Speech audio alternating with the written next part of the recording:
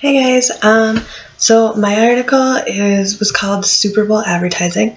It was by Stephen Newell and Kenneth Henderson from the Journal of Marketing Communications, Volume 4, 1998. In this article, I will explain ad frequency, length, and placement, and how well they help you recall an ad after you see it. So a little about advertising. U.S. companies spend billions of dollars each year to have all these advertisements run. Since 1985, ad expenses have gone up 6%. Along with the expenses, the ads have also increased. The American Association of Advertisement Agency reported that each hour consumers are exposed to 37 advertisements per hour, which is a lot. It's definitely gone up in the years.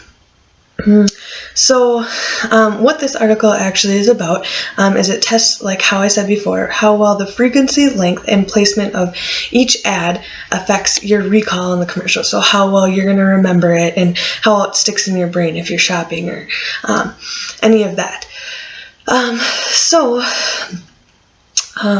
They have done tests like this before.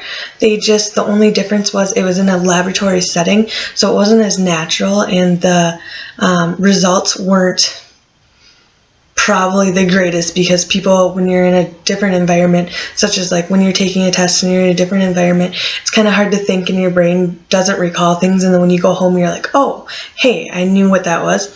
That was kind of why the results were a little off with that.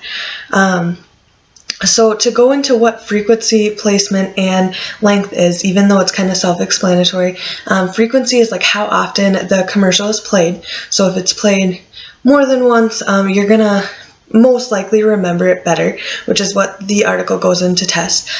Placement is where the commercial lands in a commercial break. So it's actually called a pod, but I'll refer to it as a commercial break just to make it easier. So if it refers from right after the television show or whatever you're watching goes into a commercial break, the first commercial would be the first commercial in the pod, and then so on to the last commercial in the pod.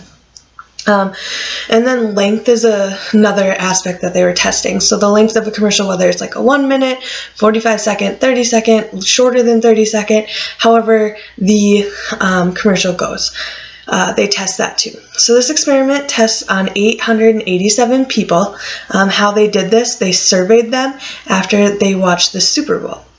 Since it's the second highest rated program on TV.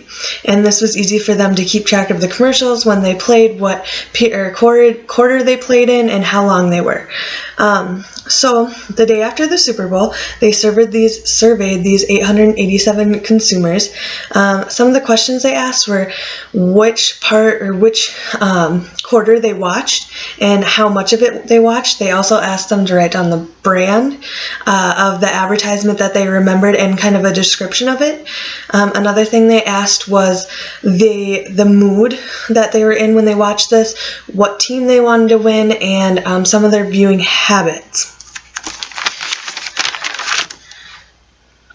So the results were that 58% of these viewers, just the 887, not as in a whole, were female, and 42% were male, ages 17 to 63. So the commercials that were accurately recalled were 3.2 commercials, from 10% who didn't recall any to 1% that recalled 8 commercials. So into the frequency. The frequency impacted a lot, actually. So since none of these commercials were showed twice, obviously within the Super Bowl, they're not going to show the same commercial, but how they tested this was brands that had more than one commercial, like Budweiser, which is a huge one. They tested the mean of how many could recall these commercials against advertisements that were only played once. And the mean of the Budweiser commercials, or the ones that had more than one ad played during the Super Bowl, was a lot higher than the mean that only had, or of brands that only had one commercial. Then they moved on to the length.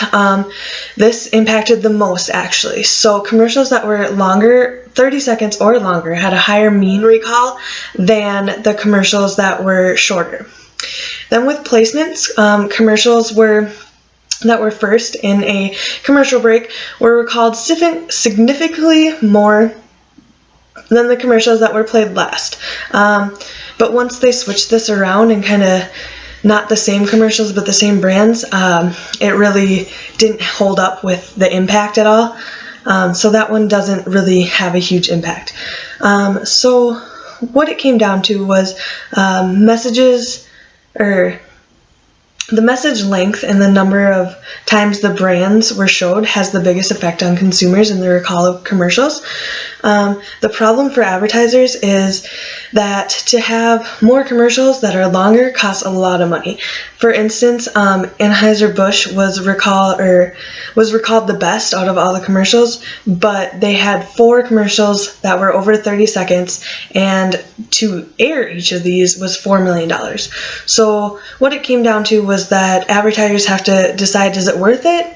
The benefits against the costs. And that was what the results were.